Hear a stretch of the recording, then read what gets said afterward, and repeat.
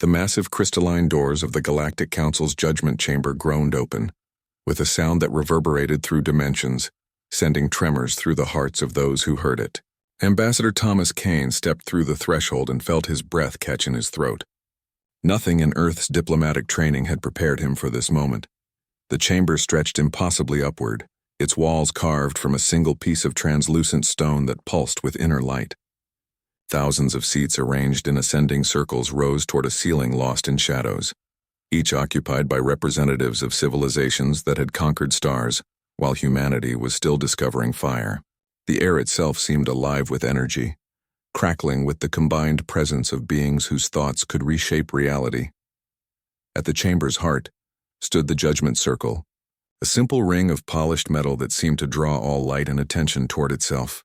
This was where species came to plead for their survival, where civilizations learned their place in the galactic order, where the future of entire worlds was decided by voices that had ruled the stars for millennia. Thomas walked forward on legs that felt like lead, his footsteps echoing in the vast space despite the presence of thousands of beings. Their eyes followed him, some recognizable as eyes, others strange organs of perception that existed beyond human understanding. The weight of their collective gaze pressed down on him like the gravity of a dying star. The High Arbiter rose from her throne, a being of such ancient majesty that looking at her directly made Thomas's vision blur. She was tall beyond measure, her form shifting between solid matter and something that resembled living starlight.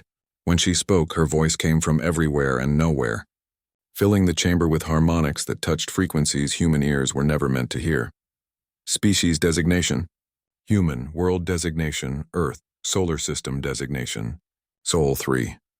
You stand before the Galactic Council charged with unauthorized expansion beyond your designated boundaries, refusal to accept guidance protocols, and demonstration of aggressive tendencies that threaten galactic stability.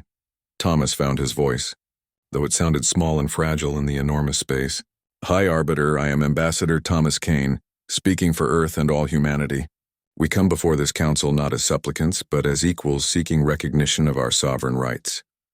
A ripple of what might have been laughter passed through the assembled delegates. The sound came in frequencies both above and below human hearing, creating harmonics that made Thomas's bones ache. To his left, a being that resembled a living crystal pulsed with amused colors. To his right, something that looked like controlled lightning flickered in patterns that suggested mockery. The representative from the hegemony worlds, a massive insectoid creature whose carapace bore the scars of 1,000 battles, clicked his mandibles in dismissive rhythm. Equals? Your species has barely mastered primitive chemical propulsion. You have one world, no significant technology, and a lifespan that barely allows you to understand the complexity of galactic governance. Indeed, added the delegate from the corporate systems, her metallic voice carrying the cold precision of calculated profit. Earth's total economic output would not purchase a single day's operation of our smallest mining facility. What possible contribution could humanity make to galactic civilization? Thomas remained standing in the judgment circle, feeling the weight of extinction pressing down on his shoulders. Every species in this chamber had faced this momentaire, the test that determined whether they would join galactic society or be relegated to the status of a protected primitive world, forever watched and guided by their betters. But something in Thomas's posture, something in the way he held himself despite the overwhelming display of power around him, caused a few of the more perceptive delegates to lean forward with interest. Honored delegates, Thomas began, his voice growing stronger with each word. You speak of Earth's limitations as if they were permanent conditions. You assume that humanity's current technological level represents our potential rather than our starting point. He turned slowly, meeting as many alien gazes as he could manage. But you have made one critical error in your assessment of our species. The High Arbiter's ancient features shifted in what might have been curiosity. Explain. Thomas reached into his diplomatic pouch and withdrew a small device no larger than his palm. The chamber's security systems immediately scanned it, finding nothing threatening. Simple electronics, a basic transmitter, standard diplomatic equipment. This is a chronometer, Thomas said, holding the device up for all to see. At this moment, it shows that Earth's final diplomatic warning expires in exactly 47 minutes and 36 seconds. The word warning sent a ripple of confusion through the assembled delegates. Primitive species didn't issue warnings to galactic civilization. They pleaded, they bargained, they offered tribute, but they never warned. The hegemony representative's mandibles stopped clicking. Warning? What possible warning could a single primitive world issue to 700 advanced civilizations? Thomas smiled, and something in that expression made several of the chamber's ancient security systems perform silent threat assessments. The warning we transmitted to this council 6 months ago. The formal notification that Earth would no longer tolerate interference in human space, surveillance of our development, or any attempts to limit our expansion. Impossible, breathed the corporate systems delegate.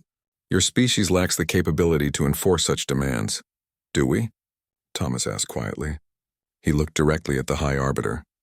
Tell me, honored delegates, in your thousands of years of galactic governance, how many species have you encountered that developed quantum entanglement communication before mastering faster-than-light travel? The question hung in the air like a blade. Several senior delegates began frantically accessing their databases, cross-referencing technological development patterns across known civilizations.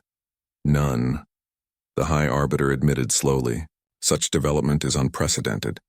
Most species discover FTL travel first, then gradually learn quantum communication principles over centuries.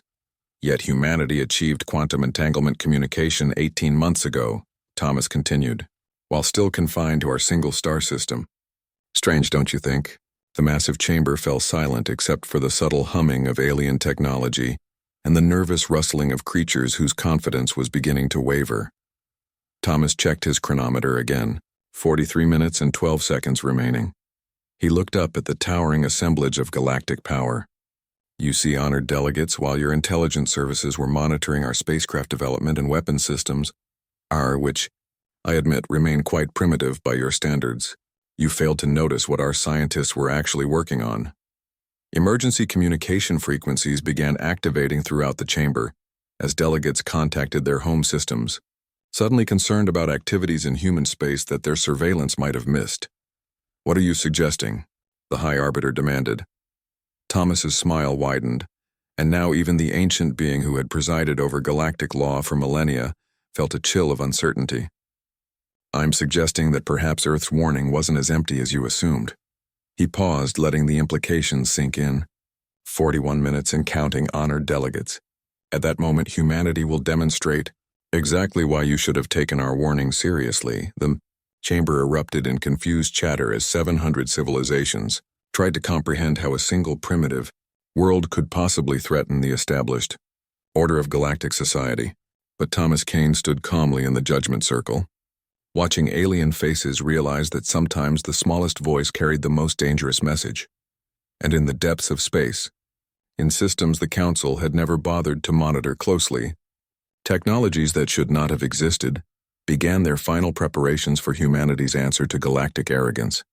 38 minutes remained on Ambassador Thomas Kane's chronometer when the first emergency alerts began flooding the Galactic Council's communication networks. The massive chamber, which moments before had been filled with dismissive laughter and casual contempt for humanity's audacity, now buzzed with urgent whispers and panicked data exchanges. Thomas stood motionless in the judgment circle, watching alien faces transform from amusement to confusion to the first stirrings of genuine concern. The chronometer in his hand ticked steadily downward, each second bringing the galaxy closer to an encounter with human capabilities that defied every assumption about Earth's primitive status. The High Arbiter's ancient consciousness processed incoming reports from across Council space with growing alarm. Deep space monitoring stations were experiencing cascading sensor failures. Trade route security beacons had gone silent in seemingly random patterns. Most disturbing of all, several member worlds were detecting massive energy signatures appearing and disappearing in their outer systems like ghosts in the stellar wind. Explain these anomalies, the High Arbiter commanded, her voice carrying harmonics of barely controlled authority. Thomas glanced at his chronometer. 35 minutes, 47 seconds. He looked up at the towering alien presence. The anomalies you're detecting are the opening notes of humanity's symphony, High Arbiter. For 6 months, while this Council debated our fate, Earth has been composing a rather complex piece of music. The representative from the military coordination sphere, a being whose body was composed of living metal shaped by centuries of warfare, stepped forward. His voice resonated with the authority of someone who had conquered entire sectors. Impossible. Our surveillance networks monitor every human vessel, every energy signature, every technological development in your system. No primitive species could Could what? Thomas interrupted. Could reverse engineer quantum entanglement technology from your own monitoring stations? Could use those same stations as unwitting transmission points for technologies you assumed we were incapable of understanding? The words hit the assembly like a physical blow. Around the chamber, delegates frantically accessed classified reports about their surveillance operations in Sol system. Every major civilization maintained monitoring platforms around Earth, HFY's sophisticated installations, designed to observe human development while remaining completely undetectable. The monitoring stations are shielded with quantum encryption barriers. The corporate systems delegate protested. No species below level 7 technological classification could penetrate such defenses. Thomas smiled, the expression carrying more menace than any alien war cry. You're absolutely correct. No species below level 7 could penetrate those defenses from the outside. He paused, savoring the moment of realization dawning on ancient faces. But what happens when someone learns to penetrate them from the inside? The implications crashed through the chamber like a shockwave. If humanity had somehow compromised the monitoring stations, if they had turned the galaxy's own surveillance network against itself. 32 minutes, Thomas announced, checking his chronometer with casual precision that made several delegates flinch. I should probably mention that those energy signatures your worlds are detecting aren't random anomalies. They're installations, human installations, positioned at rather strategic locations throughout Council space. Emergency klaxons began, sounding throughout the chamber as more reports flooded in. The installations weren't just appearing. They were massive, sophisticated, and positioned with surgical precision at critical infrastructure points throughout galactic civilization. The hegemony representatives' mandibles clicked in rapid, agitated patterns. How many installations? Currently active? About 12,000, Thomas replied casually. Though that number is increasing as we speak. You see, while your intelligence services were focused on our primitive spacecraft and chemical rockets, humanity was building something far more ambitious. The High Arbiter's form began pulsing with deep purple, lighter colors that hadn't been seen in the council chamber for millennia. What have you built? Thomas walked slowly around the judgment circle, his footsteps echoing in the now silent chamber. We built a network, High Arbiter. A quantum entangled dimensional phase network that spans every major star system in council space. He paused, watching comprehension dawn on faces that had witnessed the rise and fall of civilizations. While you were watching our rockets, we were learning to step between dimensions. The phrase dimensional phase technology sent ripples of shock through the assembly. Several delegates immediately began accessing restricted archives, searching for references to technologies that had been banned by galactic treaty for 60,000 years. Dimensional phase manipulation was outlawed by the ancient accords, the High Arbiter stated, her voice carrying the weight of absolute law. The technology was deemed too dangerous for any species to possess. Deemed too dangerous by whom? Thomas asked. By the same council that assumed humanity was too primitive to pose any threat. He checked his chronometer again. 28 minutes. You might want to consider that your assumptions about what is and isn't possible may need some revision. More emergency reports cascaded through the chamber's displays. Human installations were now confirmed in every major star system, not attacking, not threatening, simply existing where they should not have been able to exist.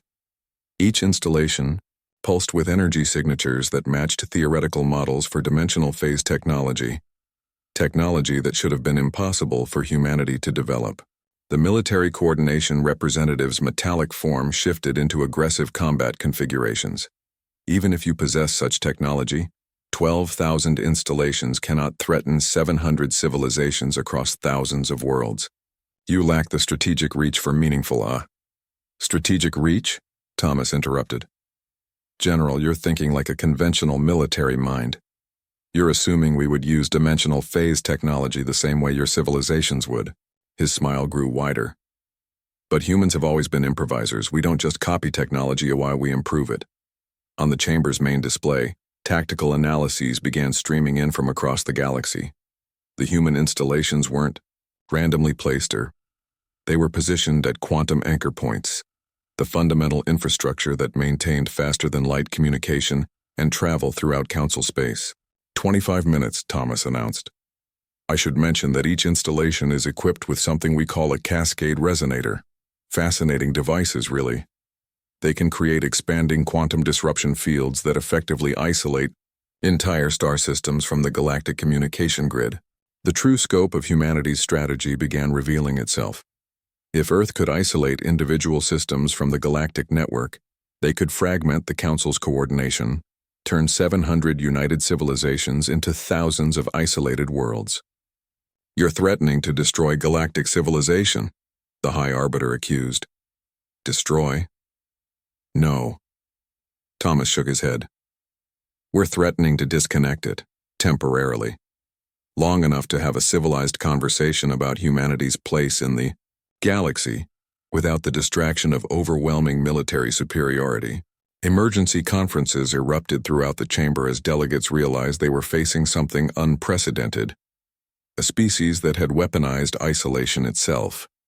Not through conquest or destruction, but through the simple act of cutting the communication lines that held galactic society together. 22 minutes, Thomas said quietly. At which point every major star system in Council space will discover what it feels like to be alone in the dark, just as Earth has been for its entire existence. The chamber fell silent except for the steady ticking of the chronometer, and the growing realization that humanity had checkmated galactic civilization with nothing but patience, ingenuity, and the kind of strategic thinking that could only come from a species that had spent its entire history fighting against impossible odds. And in the depths of space, 12,000 installations began their final power-up sequences, preparing to teach the galaxy what isolation truly meant. The chronometer in Ambassador Thomas Kane's hand read 18 minutes and 37 seconds when reality began to shift around the edges of known space. Throughout the Galactic Council chamber, emergency displays flickered with reports that challenged the fundamental assumptions of advanced civilization. High Arbiter, Velthara's ancient consciousness processed data streams from across 700 star systems, each report more impossible than the last. Human installations weren't just appearing they were materializing in perfect synchronization, as if 12,000 separate construction projects had been coordinated across impossible distances without any detectable communication network. Explain. The coordination protocols, demanded General Krathos of the Hegemony War Council, his metallic form bristling with weapon systems that suddenly seemed inadequate. No species achieves such precise timing without centralized command infrastructure. Where are your command vessels? Thomas walked slowly around the judgment circle, his casual demeanor a stark contrast to the panic building in the chamber around him. General, you're still thinking in terms of conventional warfare. Command vessels, communication delays, logistical limitations. He paused, checking his chronometer. 17 minutes, 52 seconds. You assume we need to command our network when we actually became our network? The implications of his words sent chills through delegates who had witnessed the rise and fall of galactic empires. If humanity hadn't just acquired dimensional phase technology but had somehow merged with it. Impossible, breathed the Technological Assessment Collective's primary node. Biological consciousness cannot interface directly with quantum dimensional matrices. The cognitive requirements exceed organic neural capacity by several orders of magnitude. Thomas smiled, and this time the expression carried genuine warmth rather than menace. You know, that's exactly what our computers told us when we first attempted quantum consciousness bridging. They calculated that human brains were simply too limited to handle dimensional phase coordination. He paused, savoring the moment, so we stopped trying to make our brains handle the technology and started making the technology handle our brains. Around the chamber, the most advanced artificial intelligences in galactic civilization began running probability assessments that kept returning impossible results. If humanity had achieved biological quantum integration, If they had somehow transcended the limitations of organic consciousness. 16 minutes, 28 seconds, Thomas announced. You might be interested to know that at this very moment, approximately 12 million human consciousness are simultaneously coordinating those 12,000 installations you're detecting. The High Arbiter's form began cycling through color, patterns that hadn't been seen since the last dimensional war 60,000 years ago. 12 million minds? That represents nearly half of your total population. Oh, it represents our entire population, Thomas corrected. Every human being on Earth, from newborns to centenarians, is currently linked through quantum consciousness bridging to our dimensional phase network. His expression grew serious. You see, High Arbiter, when you issued your final ultimatum to Earth 6 months ago, humanity faced a simple choice: submit to galactic management or find a way to become something that couldn't be managed. Emergency. Conferences erupted throughout the chamber as delegates grappled with reports that defied every known principle of consciousness transfer and technological integration. A species that had achieved collective quantum awareness would be capable of coordination and strategic thinking beyond anything galactic civilization had encountered. The corporate systems, financial assessor's mechanical voice carried undertones of genuine fear. The economic implications are catastrophic. If humanity can coordinate 12,000 simultaneous operations across galactic space, they possess logistical capabilities that exceed our entire commercial infrastructure. 15 minutes, 14 seconds, Thomas said. The economic implications are actually quite favorable, assuming we reach an understanding about humanity's sovereign status. More reports flooded the chamber's displays. The human installations weren't just positioned at strategic points. They were actively interfacing with galactic infrastructure, demonstrating capabilities that suggested intimate knowledge of every major system in Council space. General Krathos's weapon systems powered up automatically as threat assessment protocols detected existential danger. How do you possess detailed intelligence about classified military installations? Some of these positions were known only to our highest security levels. Thomas's expression became almost sympathetic. General, for the past 6 months, while your security services were monitoring our primitive radio transmissions and chemical rockets, every human consciousness on Earth has been exploring your networks through quantum entanglement pathways created by your own monitoring stations. The revelation hit the assembly like a physical force. If humanity had been conducting quantum reconnaissance through the galaxy's own surveillance network, if they had been gathering intelligence through the very systems designed to watch them, you've been inside our networks for 6 months? The High Arbiter demanded.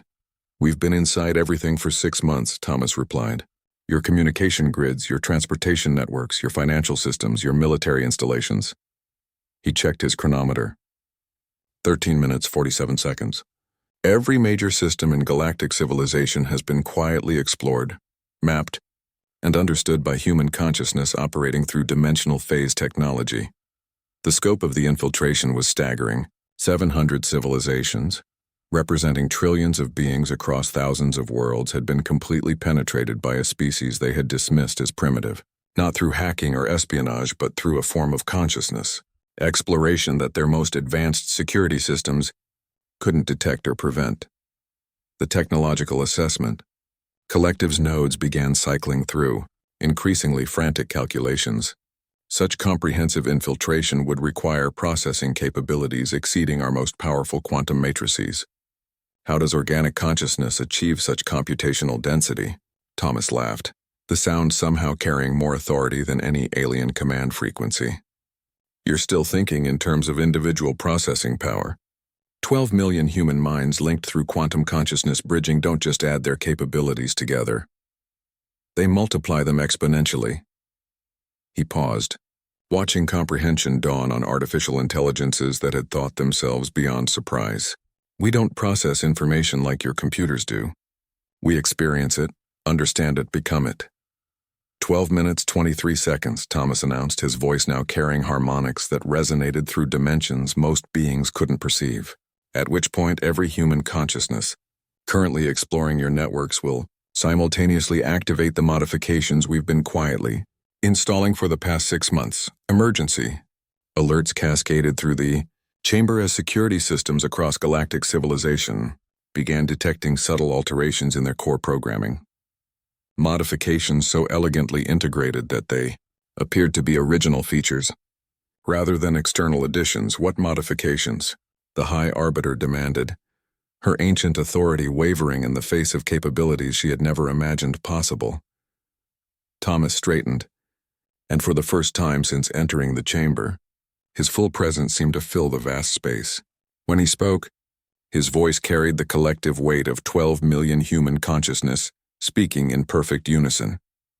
The kind of modifications that demonstrate why Earth's warning should have been taken seriously.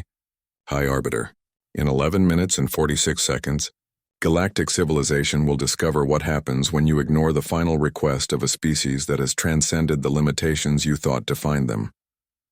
And throughout the galaxy, in the depths of networks that had seemed impregnable, human consciousness prepared to reveal what 12 million minds working in perfect harmony could accomplish when they decided that diplomacy had failed and demonstration had become necessary. 9 minutes and 17 seconds remained when the first cascade failures began rippling through galactic civilization.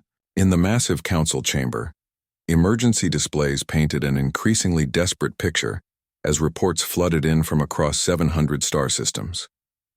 What had started as isolated anomalies was revealing itself as something far more comprehensive and terrifying.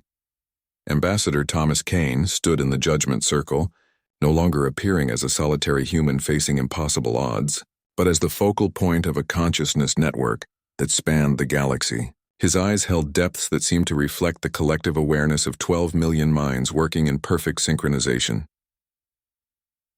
High Arbiter. Felthara's ancient form cycled through bioluminescent patterns of increasing urgency as she processed reports that challenged 60,000 years of accumulated wisdom about the nature of power and civilization. The cascade failures are spreading beyond acceptable parameters. Critical infrastructure in 47 systems is experiencing simultaneous malfunctions. Not malfunctions, Thomas corrected gently. Demonstrations. Each system experiencing difficulties represents a critical dependency in galactic civilization, ARS communication relays, transportation hubs, financial processing centers, military coordination networks. His voice carried harmonics that resonated through dimensions most beings couldn't perceive. 8 minutes 43 seconds. General Krathos of the Hegemony War Council had abandoned all pretense of diplomatic protocol. His metallic form bristled with active weapon systems as he struggled to comprehend tactical reports that made no strategic sense. Our quantum-encrypted military networks are showing signs of external access. That should be impossible. Those systems exist in isolated dimensional pockets. Isolated from conventional access methods, Thomas agreed. But human consciousness operating through quantum dimensional bridging doesn't use conventional access methods. We don't hack your systems, General. We exist within them. Experience them, understand them at levels your security protocols were never designed to address. The implications sent shockwaves through the assembly. If humanity had achieved true consciousness integration with galactic infrastructure, if they had transcended the boundary between observer and system, the corporate system's financial assessor's mechanical voice carried tones of pure panic. Market fluctuations indicate systematic manipulation of financial algorithms across 12 major trade networks. The economic disruption is approaching cascade failure thresholds. Thomas smiled, the expression carrying the warmth of someone sharing an inside joke with friends. The market fluctuations you're detecting represent the smallest possible demonstration of our capabilities. We could collapse every economy in galactic space with a thought, but that would be rather counterproductive to our long-term goals. 7 minutes, 18 seconds, he announced, checking his chronometer with casual precision that made ancient beings flinch. I should probably mention that what you're experiencing now is merely the preliminary phase. The real demonstration begins when this countdown reaches 0. Around the chamber, delegates frantically communicated with their home systems, trying to coordinate responses to a threat that seemed to exist everywhere and nowhere simultaneously. Traditional military assets were useless against an enemy that operated within the very infrastructure they were designed to protect. The technological assessment collective's primary node cycled. Through increasingly desperate calculations, analysis indicates human consciousness has achieved integration with approximately 93% of critical galactic infrastructure. Such penetration should require centuries of systematic infiltration. It would require centuries using your methodologies, Thomas replied. But human consciousness doesn't follow your linear progression models. When 12 million minds explore your network simultaneously, experiencing and understanding rather than simply accessing, 6 months becomes quite adequate for comprehensive integration. Emergency klaxons began sounding throughout the chamber as more reports cascaded in. Power grids fluctuated in precise patterns across multiple worlds. Communication networks experienced selective outages that isolated military installations from command structures. Transportation systems began routing vessels away from strategic positions with such subtlety that the changes appeared to be routine traffic management. 6 minutes, 2 seconds, Thomas announced. You're witnessing the artistry of collective human consciousness, honored delegates. Every fluctuation, every outage, every routing change has been coordinated by 12 million minds, working in perfect harmony to demonstrate a simple principle, which is? The High Arbiter demanded, her ancient authority wavering in the face of capabilities that redefined the possible. Thomas's expression grew serious, and when he spoke, his voice carried the weight of an entire species that had been forced to transcend every limitation imposed upon them. That a civilization's true strength isn't measured by the size of its fleets or the power of its weapons, but by its ability to understand and integrate with the fundamental systems that support all life. More reports flooded the chamber's displays. Agricultural networks were experiencing optimized growing cycles that would increase food production by 30%. Medical databases were being updated with treatment protocols that could extend lifespans across multiple species. Educational systems were being enhanced with learning algorithms that could accelerate cognitive development. The pattern became clear. Humanity wasn't just demonstrating their ability to disrupt galactic civilization, they were improving it. You're not threatening destruction, the High Arbiter realized. You're offering evolution. Finally, Thomas said with genuine relief. Yes, High Arbiter. Earth's warning wasn't a threat of violence. It was a notification that humanity was prepared to take responsibility for galactic civilization, whether you invited us to or not. 4 minutes, 37 seconds, he continued. In that time, every major system in Council space will experience what we call optimization integration. Your networks will become more efficient, your economies more stable, your medical systems more effective, your agricultural systems more productive. The scope of the transformation was staggering. A species that had been dismissed as primitive was simultaneously upgrading every aspect of galactic civilization while demonstrating capabilities that exceeded the combined technological achievements of 700 advanced worlds. General Krathos's weapon systems powered down as tactical analysis confirmed the futility of conventional resistance. What do you want from us? Thomas's smile returned, carrying the warmth of someone who had finally been asked the right question. What we've wanted from the beginning, General. Recognition that humanity has earned the right to participate in galactic civilization as equals rather than subjects. 3 minutes, 12 seconds, he announced. When this countdown reaches 0, every enhancement we've installed in your systems will become permanent and irreversible. Galactic civilization will enter a new age of cooperation and efficiency, guided by collective human consciousness operating through quantum dimensional integration.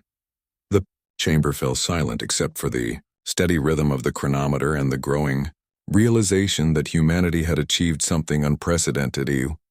They had conquered galactic civilization not through force or destruction, but through the simple act of making it better. 2 minutes, 48 seconds, Thomas said quietly. Unless, of course, the Council wishes to formally recognize Earth's sovereign status and invite humanity to join galactic governance as equal partners. And throughout the galaxy, 12 million human minds waited in perfect synchronization for the response that would determine whether galactic civilization would evolve through cooperation or through the gentle but irresistible guidance of a species that had learned to become one with the very systems that sustained life among the stars. 2 minutes and 11 seconds remained when High Arbiter Velthera made the decision that would reshape galactic civilization forever. Her ancient consciousness, which had witnessed the rise and fall of countless species over 60,000 years, finally grasped the true scope of what humanity had achieved. This wasn't conquest or destruction. It was evolution itself, offered with infinite patience and unstoppable inevitability. The massive council chamber fell silent as 700 civilizations waited for words that would determine their future. Ambassador Thomas Kane stood in the judgment circle, no longer a defendant pleading for his species' survival, but the representative of a new order that had already begun reshaping the galaxy one system at a time. The Galactic Council, Velthara announced, her voice carrying across dimensions with the weight of absolute authority, formally recognizes Earth's sovereign status and extends an invitation for humanity to join galactic governance as equal partners in the administration of civilized space. The chronometer in Thomas's hand read 1 minute and 43 seconds when he smiled and pressed a small control that sent a quantum signal across 12,000 installations simultaneously. On behalf of humanity, the Council's offer is accepted. Across the galaxy, the transformation began in earnest. In the hegemony's military networks, human consciousness guided weapon systems toward peaceful purposes, turning instruments of war into tools for asteroid mining and planetary defense against natural disasters. General Krathos watched in amazement as his fleet's combat effectiveness increased dramatically while their destructive capability was redirected toward construction and protection. Throughout the corporate system's financial networks, market algorithms optimized by human intuition eliminated the boom and bust cycles that had plagued galactic economics for millennia. Trade routes became more efficient, resource distribution more equitable, and economic opportunity expanded to worlds that had been marginalized by traditional commercial interests. Medical databases across 700 worlds updated simultaneously with treatment protocols developed through the combined experience of 12 million human minds working in perfect harmony. Diseases that had resisted cure for centuries began yielding to therapies that combined advanced alien technology with human insight into the nature of biological adaptation. 57 seconds, Thomas announced, though the countdown had become ceremonial rather than threatening. You're witnessing the birth of what we call the Integrated Commonwealth, a galactic civilization enhanced by human consciousness operating through quantum dimensional bridging. Agricultural systems across thousands of worlds began optimizing crop yields while improving soil health and reducing environmental impact. Educational networks received upgrades that would accelerate learning and expand cognitive development for every species in galactic space. Transportation grids became more efficient while reducing energy consumption and travel time between distant stars. The High Arbiter's bioluminescent patterns shifted to colors of wonder and acceptance as reports flooded in from across her domain. The enhancements are beyond our most optimistic projections. How is such comprehensive improvement possible? Thomas walked slowly around the judgment circle, his movements reflecting the calm confidence of someone who had helped orchestrate the greatest transformation in galactic history. Because human consciousness doesn't just solve problems, High Arbiter. We experience them, understand them, become them. When 12 million minds work together to understand a system, we don't just learn how it functions. We learn how it could function if it reached its full potential. 34 seconds, he continued. In half a minute, every system in galactic space will have achieved optimal efficiency while maintaining complete respect for the autonomy and culture of each member species. Around the chamber, delegates watched their personal communication devices update with status reports that defied their understanding of technological possibility. Infrastructure that had required constant maintenance now self-optimized. Communication networks that had suffered from interference and delay now operated with perfect clarity across impossible distances. Military systems that had been designed for destruction now protected and served with precision that exceeded their original capabilities. The technological assessment. Collective's primary node cycled through calculations that kept returning the same impossible result. Analysis indicates that integrated human consciousness has achieved what we estimate would require 10,000 years of conventional technological development. The enhancement protocols exceed our theoretical maximums by orders of magnitude. That's because you've been thinking about technology as something you use rather than something you become, Thomas replied. Human consciousness doesn't just interface with systems. We become part of them, understand them from within, guide them toward purposes that serve all life rather than just their original designers. 15 seconds, Thomas announced as his chronometer approached 0. Throughout the galaxy, the final phase of integration began. Every transportation hub, communication relay, medical facility, agricultural center, educational institution, and defense network achieved perfect synchronization with human consciousness, while maintaining complete respect for local autonomy and cultural values. The hegemonies, words didn't become human colonies. They became hegemony worlds operating with human-enhanced efficiency. The corporate systems didn't lose their commercial focus, or they gained human insight into sustainable prosperity. The ancient worlds of the High Arbiter's domain didn't sacrifice their wisdom. They combined it with human innovation to achieve new levels of understanding. 5 seconds, Thomas said quietly.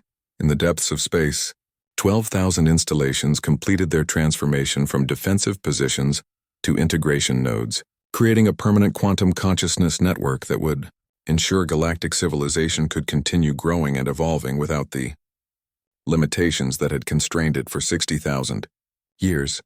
3, 2, 1. The chronometer reached 0 with a soft chime that seemed to resonate through every dimension of space, and Thomas Kane looked up at the assembled delegates, no longer the ambassador of a species pleading for recognition, but the voice of a new form of civilization that had proven itself through patient demonstration rather than destructive force. 0, he announced. Welcome to the age of the integrated Commonwealth, honored colleagues.